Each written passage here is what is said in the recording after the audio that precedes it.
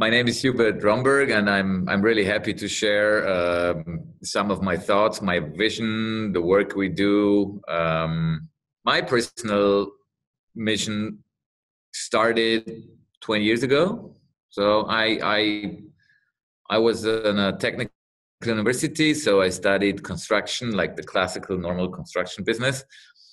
And when I was gifted to take over the company from my father. I was still quite young, and well, we had to do a new strategy, and I was thinking, so what could the future look like? And then I asked first myself, what do you want to do with your life? So that was quite interesting time then, because first I had to sort out what really I want to do in life and to change probably. And at the same time I met Professor Schmidt-Blake, a good friend of mine now. He's quite old now, but very wise guy, and he knew everything about resources, you know, how things are connected on the planet. Then he told me that when we keep on living that way, so that we will need 2-3 planets, that's not going to work. And I always say, you know, they're scientists are discussing is it 1 planet or 1.5 planets. I always say everything above 1 is a problem. And then what he said to me at that time is, and you know which industry is the most resource consuming industry in the world? And it's construction. And that was the moment when I made a new strategy for our construction company, which was much, much smaller at that time. So that's where I started thinking about totally different ways of building and looking to material totally different. And that time, well, we were growing very fast with the company, very focused on sustainability, on energy, low energy, focusing on passive house projects, comparing passive house project with normal low energy projects. I was approached by scientific research team. They wanted to prove that it's possible to build 20 stories with wood. So, and they wanted to prove that it's possible by load bearing and all these more technical approaches. And they approached us because we were developers ourselves. So they saw us a little bit more as a client, as a possible client in the team. So we were successful and could prove that it's possible to build that high. But that was not enough for me. Then I said, this is nice. And like today, you see so many wooden buildings all over the world and rising up and up, but it's always prototypes, you know? So in 2008, I already thought, okay, if we are not, if we're not able to do that very efficient, in a very industrialized way in terms of production, we won't be successful with that idea, you know.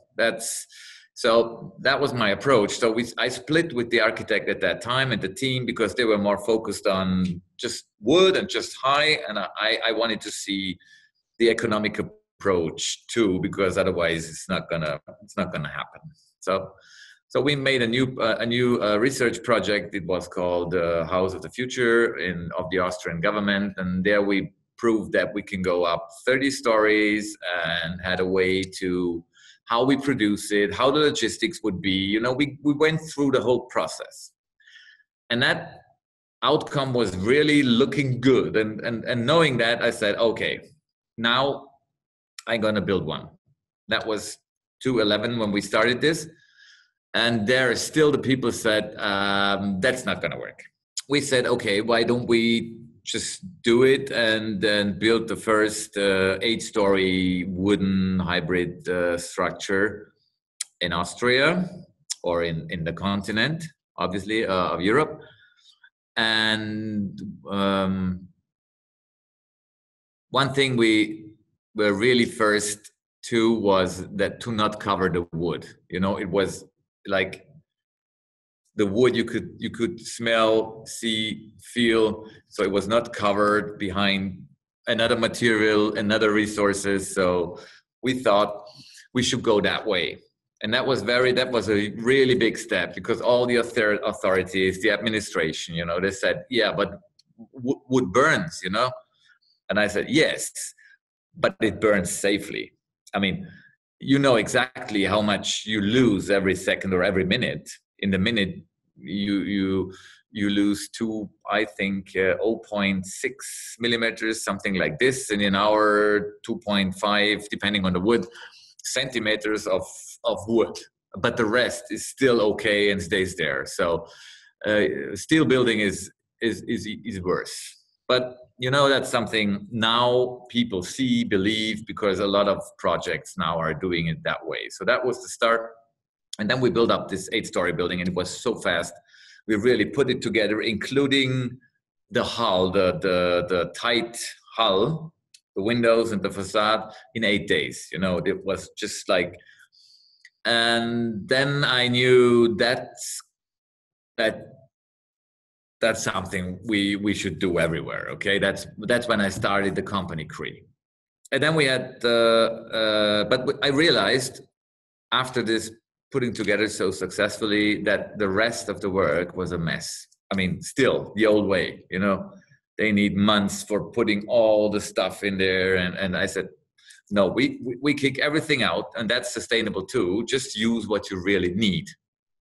So the minimum of material, the minimum of gadgets with the maximum of usability. So that's why, just for instance, we exchanged the heating and cooling slabs. We just kicked them out because of the ecological backpack they have and the cost and the time. And we just made our hybrid slabs intelligent so they can heat and cool. So by putting together the building that way, you already have the heating and cooling in the building, and you don't need any floor space anymore. So this is just a way to understand the way we think. You know, normally if you leave the normal construction designers and guys, they put a great building together, and then they say, oh, it's too expensive, we have to do something, and then try to get things out, you know? But I think that's the wrong approach. So something is not perfect when you cannot add anymore. Something is perfect when you cannot take away anymore, and it still works good. So this is a very important approach. And the 8-story building is a passive house building. So it's just the way we build, the way we think. You just click and you know passive. Okay, you click and you know it's low energy.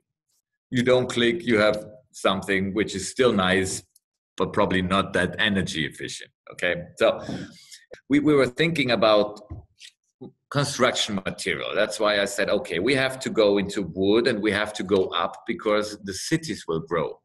75% of the people will live in cities. So if we want to make a change in the world, we have to find a solution for cities.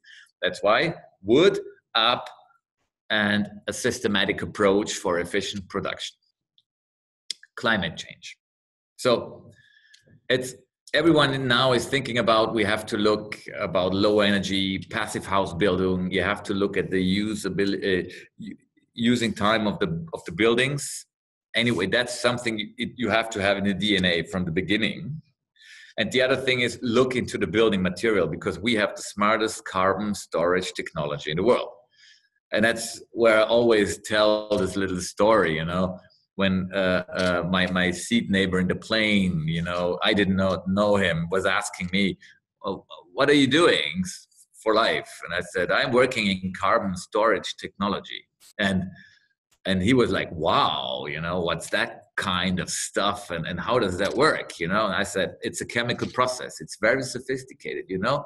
You take like carbon out of the air, take sunlight and exchange that into oxygen and building material. And with that building material, you can build skyscrapers. So you can store all the carbon that way. And I said, oh, that's great. What's the name of that concept? And I said, it's photosynthesis. But you have to then translate that to something the world needs today. And that's what we need. More people in the world understanding the power of this concept, the power of building wooden structures in a passive house way is game changing. And that's even something the United Nations, the big institutions realize now, that it's such an important move. And for me personally, and that's probably something to sum it up now, we now built a couple of buildings, bigger buildings, one big building in Singapore, the biggest European building now in Germany, which is 35,000 square meters, huge building. But what we really are doing since 2 or 3 years is being a platform, sharing what we know. Because if I build a couple of buildings, that doesn't change the planet. My life is too short for that. So what we try to do is to share whatever we know, to learn what others do, to be a platform that anyone in the world can design and build a wooden structure, because that's what we are lacking in the world. There's a lot of requests now. Hey, we want a wooden building too, like a residential or an office. Like even developers are asking, but how can we deliver? We can deliver if we share. That's why we're doing webinars. That's why we put the best solutions in the world, not just our solution, which is definitely a good solution because it's improving with every building, it's getting more efficient.